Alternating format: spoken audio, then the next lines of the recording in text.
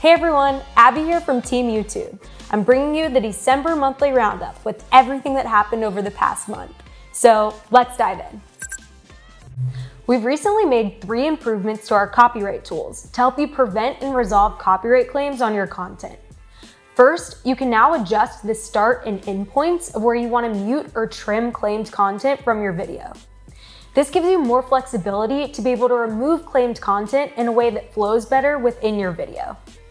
Second, we've moved the Add or Replace Audio tool from Classic Studio to YouTube Studio.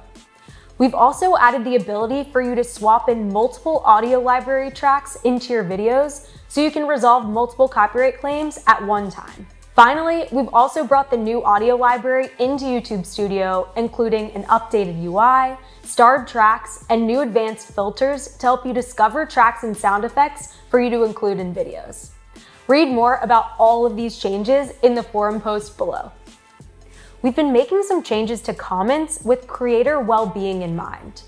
When it comes to helping you moderate your comments, we've made 3 key changes. First, we're combining the likely spam tab and held for review tab into one place.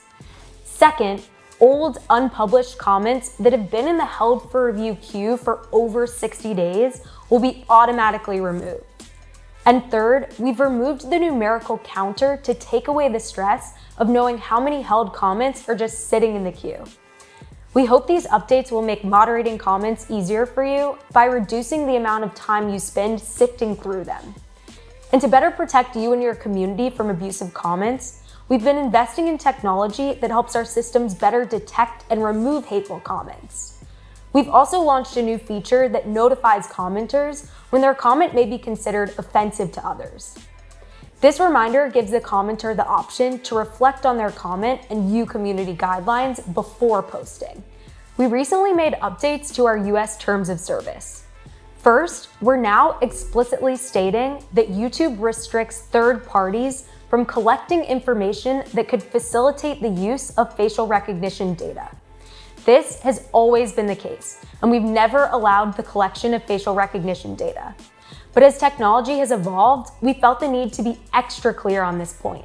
The changes also reflect that YouTube has the right to monetize all content on the platform, which means that in some instances, YouTube will now place ads on videos not in the YouTube Partner Program, also known as YPP.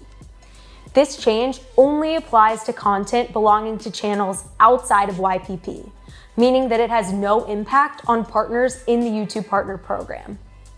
YPP partners will still have ads served on their content and will be eligible for revenue as outlined in the YPP terms. For those of you outside of the US, we'll be sharing more details on when you can expect changes to your terms of service in the future. One thing to note for monetizing creators: if you saw what looked to be a sudden drop in revenue in your YouTube Analytics account towards the end of the past few months, or you saw a large discrepancy between estimated and final revenue, this was because of invalid ad traffic on your channel. The reason you saw these drops at the end of the month is because that's when we finalize the revenue amounts that go to creators. We're continuously validating ad traffic throughout the month, but the final adjustments for invalid ad traffic are made at the end of the month. We totally understand that this may have been scary to see, so we're working to improve YouTube Analytics to filter out this type of invalid ad traffic on a more regular basis throughout the month versus just once at the end of the month. We have the full breakdown on this in our forum linked below. So that's our roundup. Thank you all so much for joining. We'll see you in January of 2021. Bye everyone.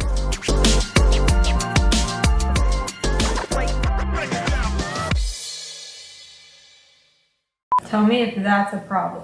Okay.